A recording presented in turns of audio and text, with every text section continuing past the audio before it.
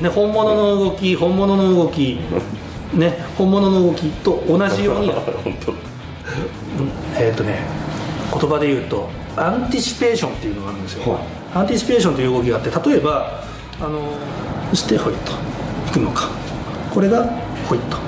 いくのかそしてさらに袖も使ってませんよね、はい、よくね、いきますよ、一瞬ですよ、ちょっと元に戻しますね。あれ、多分なんでしょうね、そのフェイントに関わってくるのかなと思いますね、そうですね、下手な人って、最初こうなんですよ、はい、ミドルに変える瞬間にこうやって見ちゃうんですよ、そうするともうこの瞬間にバレちゃうんですけど、自分がじゃあどうやって練習するのかって言った時、確かにそれ難しいですね。そうですよね、下手くそな人って全然できないんですよ。そうなんですよね。でそれの時っていろんなこれだけじゃないんですけど技があるんですけど、一つの僕らの練習方法としては、そのリアルな動き、動きを練習しといて、それと同じ動きでシークレットムーブをやるんですよ。シークレットムーブ、そうですね、僕らの技って、はい、例えば握り込んでないのにこう取る技術とかっていうのって、人には知られてはいけないシークレットムーブっていうふうに言うんですけど、その秘密の動作を本当に例えば渡す動作と鏡で見て同じ動作を同じ動作でやるんですね、はい、こう本当に握る、本当に握る、ね、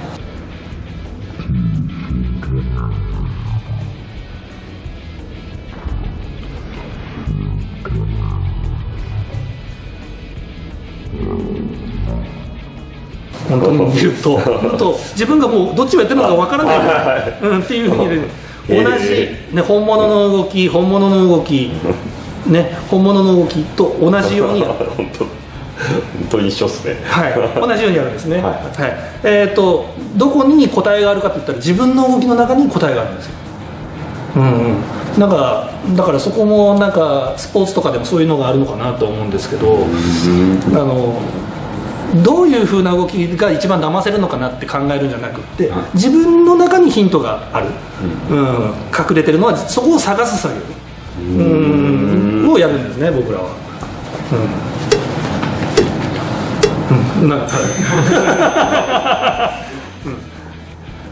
練習がはい、ごめんなさい、はい、例えば、はい、これだったら、握るっていう動きがありますよね、はい、握るってこちらに、握るっていう作業が本物の本当にそう、まず本当の作業ですよね、右手から左手に渡すという動きが本物のリアルな動き、はい、そして、本当にやりたいことは渡したと見せかけて右手に握り込む動き、はいはい、だから本当に渡す、これが本当の動き、本当の動き、本当の動き、本当の動きと同じようにやるそう要はもう、こっちで取ってる意識を消すぐらいそうですっていう感じですかね。そうです、なんでしょうね、もう右手で取ってやろうという気持ちはねなくなるんですよ、はい、本当に自分も忘れて右手に握り込んだのを忘れる感覚ですね、はい、それでやるといいです。あと大事なのがさっきのこう蹴るハイキックからミドルってやられた時にあったんですけど、目線ですね。こうやって例えばこうやって相手に対してカメラに対して例えばやるとしたら相手を見ながら、やるっていうのあえてやる時あるんですけど、こうやってやるのか、こうやってやるのかで印象が違いますよね、もちろん、はい、そして握った後もこちらを見てるのかこっちを見ちゃうのかもちろん当たり前ですけどこれ絶対これでもないじゃないですか、ないんですけど、でもやっぱりこう見るんですね。見ると相手も見てくれる、そうですね、そうですよね。これって結構大事なことで、相手に見てほしいところは自分も見るっていうのがこれ結構基本ですね、マジックにおいては。でもその辺は確かにフェイントに格闘技のフェイントも一緒っすね。そうですよね。なかなかただフェイントに引っかかってくれない人とかわざと露骨に見るっていう。いやそうなんですよね。で僕らもだから逆に例えばここにボールを隠し持ってたとするときに絶対にやっちゃいけないのはここ見ることですよね、あえてこう 見られてる時あるんですよ、とにかく反対の手を見てればいいって思ってる人がいるんですとにかく反対を見てればいいと思ってる人がいるんで、そういった人の時にはあえてここにやっぱりこっち意識するないしは相手に話しかけるとか、僕らの場合は格闘技じゃないんで話しかけることができちゃうんで、言葉を利用できるんでね、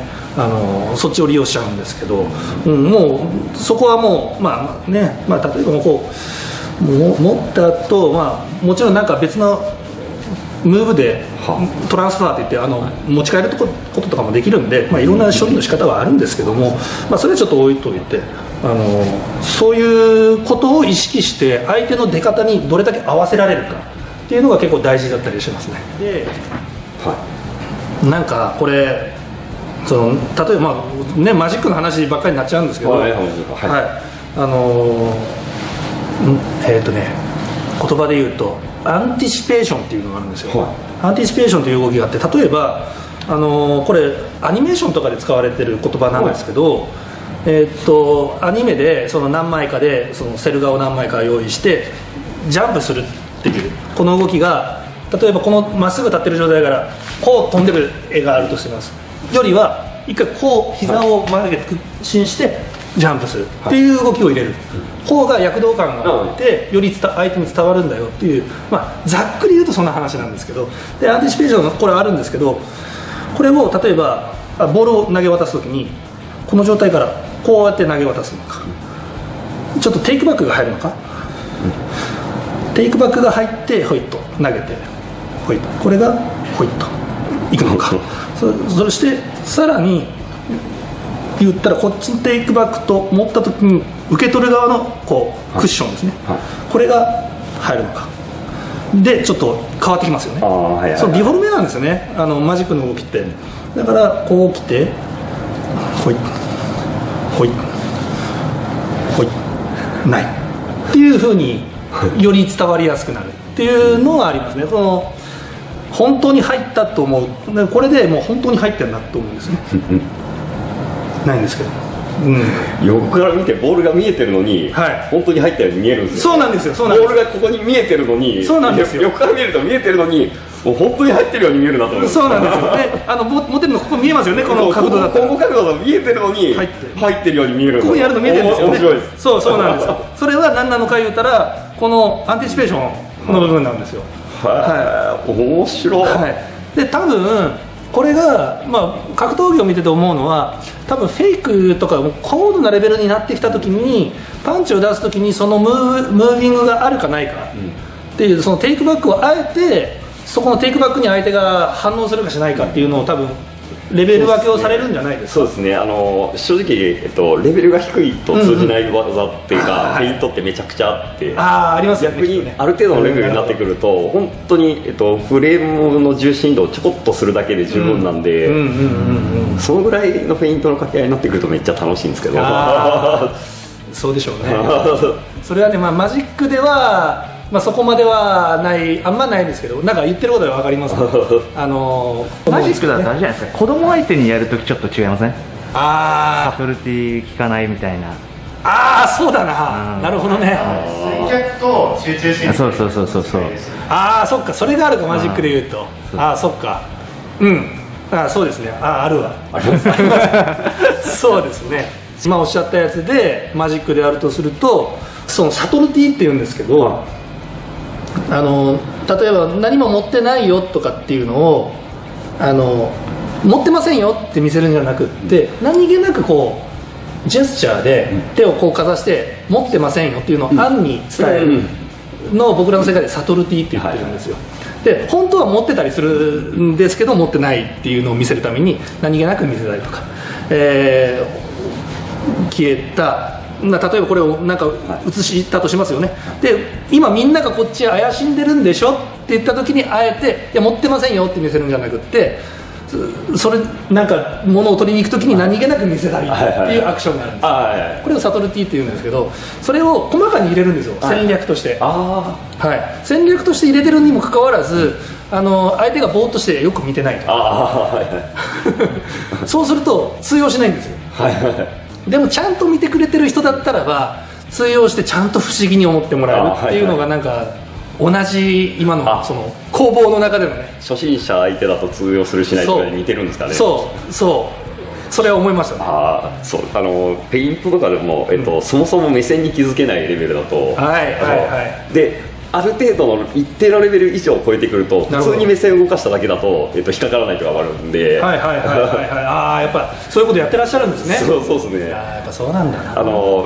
ですね、目を見ちゃうとダメなんで、僕も目基本的に見ないんですけど、わざと見るときあるんですけど、目を見て組み手しちゃうと目のフェイントに引っかかっちゃうんで、基本的には目は見ないんですけど、でも意識的に目を見て、ちょっと自分がやりたいことがあったりしたときにちょっとわざと目を見たりとかはするんですけど、なるほどね。そういうやり取りはちょっとあれかもしれないですね。いや、そうです。そうなんですよ。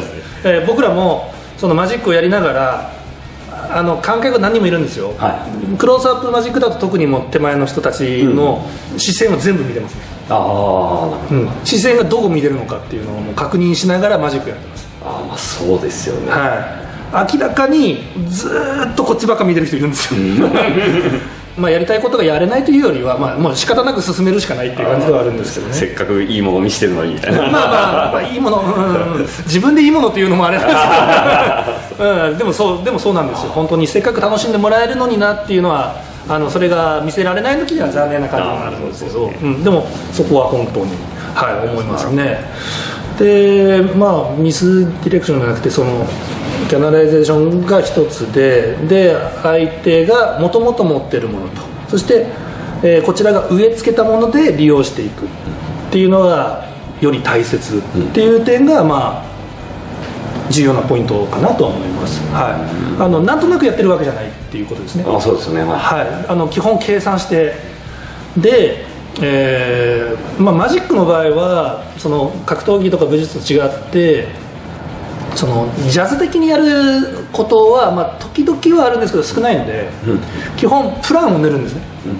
こうやってこういうふうに組み立ててこうやれば相手がこのように引っかかるよねっていうのがもう理論的に分かってて、それを与えるプレゼンテーションをするんですけど、多分格闘技の場合はそれがもういっぱいあってね、多分そうですね、もうたくさんあって、なんかこう一発パーンって打った瞬間に相手の反応を見て、じゃあ次行くかいとか、この反応するんだったらこれが通じるっていうのがあるんで、なんかそうですね、プランというか、この反応にはこれっていうセオリーがむちゃくちゃたくさんあって、そうですよね。なんか決まった瞬間、打った瞬間になんか次が出てるみたいな感じがありますね。そうですよね、その瞬間瞬間の判断がね、だからそれで一瞬でもなんか例えば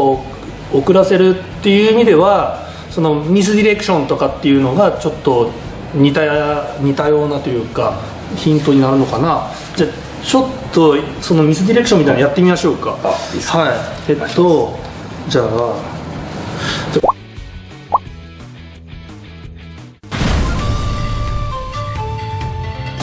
自分で意識して脱力を行うことができるので、ただ単純に脱力って言っても、ただ力を抜いてる状態が脱力なのかないですよ。この形のまま脱力するっていうのはすごいなんかちょっと分かりやすかったです。本当ですか。よかったです、よかったです。今日も最後まで YouTube を見ていただきありがとうございます。次週キラさんのマジックのミスディレクションを、学んでいきたいと思います。そちらに関しても格闘技にどう活かせるのかとか、自分が得られたヒントとかも、なんか言葉にできたらなと思いますので、またよろしくお願いします。